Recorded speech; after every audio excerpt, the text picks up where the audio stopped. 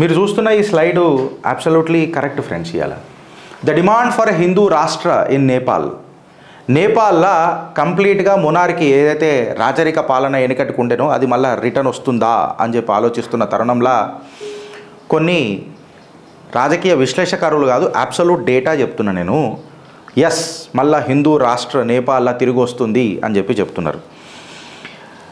అయితే అసలు ఏం జరిగింది? First of all of the సడన్గా ఎందుకు హిందూ రాష్ట్రం నుంచి లోక్తంత్ర వైపు వెళ్ళిపోయింది అని అనేది మనకు తెలియాలి.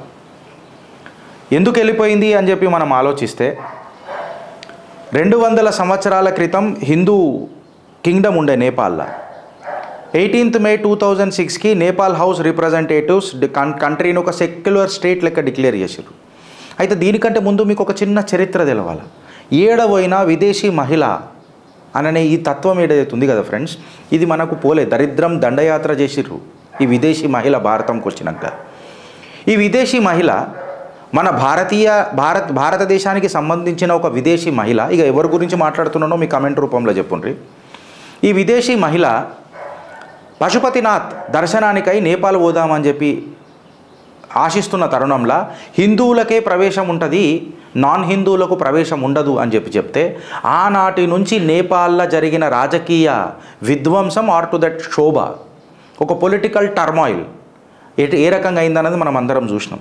And who represented the parliament during 2004 to 2014 మనందరికీ తెలిసిందే.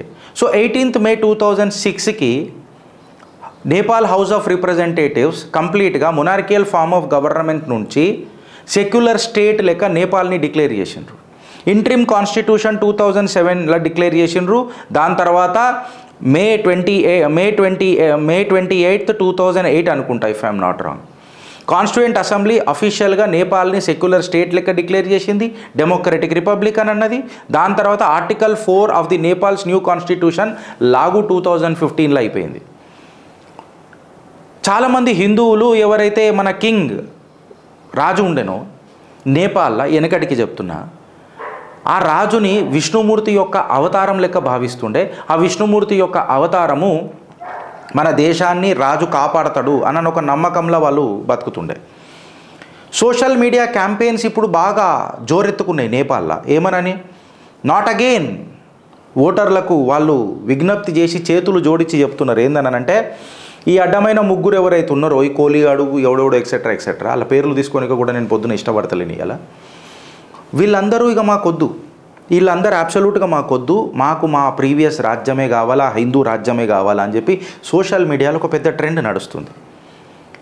ఇక ఇది భారత్లో ఒక పార్టీ గెలిచింది ఎక్సెట్రా ఆ పార్టీ దీన్ని ప్రమోట్ చేస్తుంది అని అన్నప్పుడు, మళ్ళీ పశుపతినాథ్ దర్శనానికి పోతున్నప్పుడు పశుపతినాథ్ దర్శనం కానన్నప్పుడు రాజ్యాలు కూలిపోయి సెక్యులర్ స్టేట్ లాగా నేపాల్ అయింది అని అన్నది ఆ డాట్స్ కూడా వెనకటికి కనెక్ట్ చేయాలన్నా వద్దా?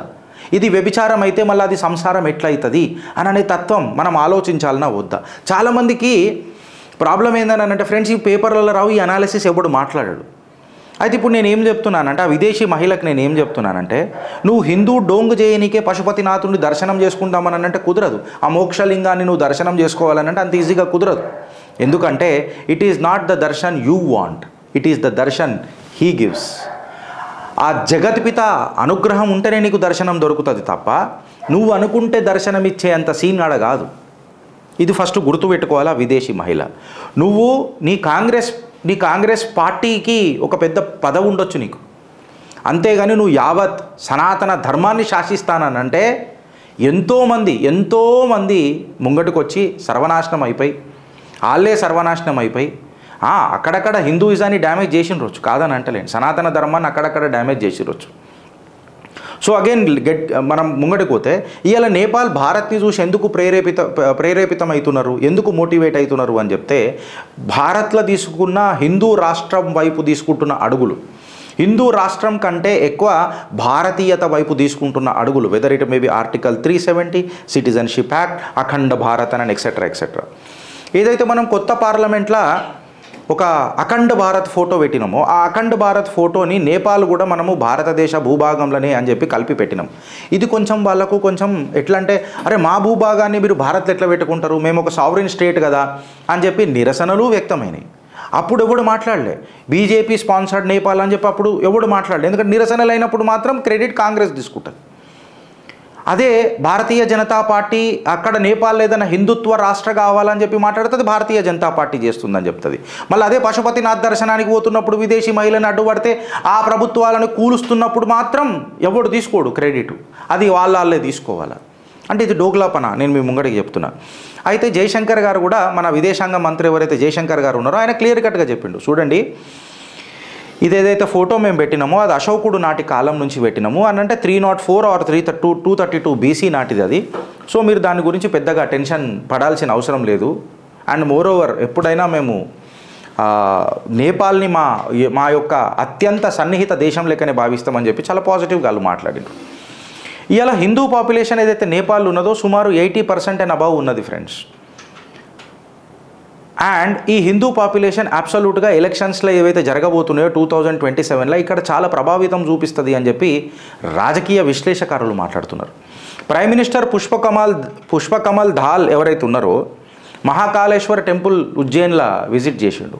అట్లనే ఫార్మర్ ప్రైమ్ మినిస్టర్ మన ప్రసాద్ శర్మ ఓలీ ఎవరైతే ఉన్నారో పశుపతినాథ్ టెంపుల్కి సుమారు మన 104 కిలోల బంగారము పశుపతినాథ్ టెంపుల్కి డొనేట్ చేసిండ్రు ఫిబ్రవరి 2021లో. అయితే ఈ 104 కిలోల బంగారంతో మన ఒక గంగా జటాధరుడిది ఒకటి ఏదో మూర్తి లెక్క ఇట్లా చేయిస్తున్నారు అని చెప్పి పశుపతినాథుడికి చెప్పిండ్రు. I'm not going in to the details of the subject, but 104 కిలోల బంగారం అయితే డొనేట్ చేసిండ్రు. అయితే ఒకటి గుర్తుపెట్టుకోవాల్సింది ఏంటంటే ఇప్పుడు మన పుష్పకమల్ ధాలే ఉండని లేకపోతే మన ఓలియే ఉండని వీళ్ళందరూ ఉజ్జయినికి రావడమో లేకపోతే పశుపతినాథ్కో ఎక్సెట్రా ఇది తీసుకొని చూస్తే వీళ్ళు ఏంటంటే హిందుత్వ భావాజాలను మాకున్నాయి అని చెప్పి జస్ట్ రిఫ్లెక్ట్ చేయనికే. బట్ ఇప్పుడైతే అక్కడ ఉన్న కాంగ్రెస్ ఏదైతే ఉందో లేదా కమ్యూనిస్ట్ లెనిన్ పార్టీస్ ఏవైతే ఉన్నాయో ఆర్ టు దట్ మ్యాటర్ ఏదైతే క్రిస్టియన్ మిషనరీస్ ఏదైతే పార్ట్స్ ఉన్నాయో ఇది కంప్లీట్గా నేపాల్ని ఒక మైనారిటీ స్టేట్ లెక్క డిక్లేర్ చేద్దామని అన్నట్టు. సెక్యులర్ స్టేట్ అంటేనే మైనారిటీ స్టేట్, మీరు ఇది అర్థం చేసుకోండి. సెక్యులర్కి నాంపేతో కేవల్ దందా హోతా హై. ఈ దందా అనే మాట నేను ఎందుకు అంటున్నా, బిజినెస్ అని ఎందుకు అంటున్నానంటే యుఎస్ ఎయిడ్ చిత్రగుప్తులో మనం మాట్లాడుకున్నాం ఫ్రెండ్స్. యుఎస్ ఎయిడ్ ఏదైతే నేపాల్కి వచ్చిందో అది ఆల్మోస్ట్ $500 మిలియన్ వచ్చింది. నేపాల్ లాంటి చిన్న దేశంలో యుఎస్ ఎయిడ్ $500 మిలియన్ ఎందుకు ఇస్తుంది? హిందుత్వం ప్రమోట్ చేయడానికి ఇస్తుందా? ఒక్కసారి నిద్రలకైనా లేచిన ఆ హిందువులను నేను ప్రశ్నిస్తున్నా. జరలెవరు నిద్రలకైనా ఆలోచించుండ్రి. నీ పక్క దేశంలో ఇది అవుతుందని అంటే నీ దగ్గర ఏమవుతుందని అన్నది చూడుండ్రి. ఇవాళ రాష్ట్రీయ ప్రజాతంత్ర పార్టీ ఏదైతుందో మ్యాసివ్ ప్రొటెస్టులు స్టార్ట్ చేసినాయి. ఇవాళ జ్ఞానేంద్ర షాహా ఎవరైతే ఉన్నారో రాజవంశీకుడు, ఆయన నేపాల్లో అడుగుపెట్టిన తర్వాత 10,000 మందితో మొదలైన ఈ లొల్లి 5 లక్షల మంది ఆర్ టు దట్ మ్యాటర్ కొంత లక్షల మందిని ఆకర్షితులను చేసిందంటే ఒకసారి మీరు ఇమాజిన్ చేయరు ఫ్రెండ్స్, ఇది ఎంత మద్దతు ఉన్నది ప్రజలల్లా. హిందుత్వం మా గుండె సప్పుడు, హిందుత్వం మా DNA అని చెప్పి వాళ్ళ మనసులలో ఎంత గట్టిగా ఉన్నదో ఒకసారి మీరు ఆలోచించరు. 40 పాయింట్ లిస్టులో ఒక డిమాండ్ పెట్టిర్రు, including the restoration of Hindu monarchy, అంటే హిందూ రాజ్యం కావాలని అన్నారు. సెక్యులర్ స్టేట్ వద్దు మాకు. ఇవాళ టెక్నాలజీ పరంగా మనం కూడా చూసుకున్నా కానీ కొన్ని ఆధారాలు మనం డీకోడ్ చేసి చూస్తే అక్కడ ముస్లిం ఉమెన్ వెనకటికి కోవిడ్ టైంలల్లా కోవిడ్ని స్ప్రెడ్ చేసే కూడా ప్రయత్నం చేసిరట నేపాల్లో. ఇప్పుడు పాకిస్తాన్ ISI చాలా కీలకంగా చైనాతో పనిచేసి సెక్యులర్ స్టేట్ కాగానే చైనా ఇన్వెస్ట్మెంట్లన్నీ నేపాల్కి వస్తాయని చెప్పి భావించి ప్రజలందరూ అప్పుడు జై కొట్టారు సెక్యులర్ స్టేట్కి. కాకపోతే చైనా చెప్పిన ప్రామిస్లంతా డూప్లికేటే ఉంటుంది కదా. చైనా క్వాలిటీ ఎట్లుంటుందో మన అందరికీ తెలుసు, వాళ్ళ మాటలకు ఏం క్వాలిటీ ఉంటుంది ఫ్రెండ్స్.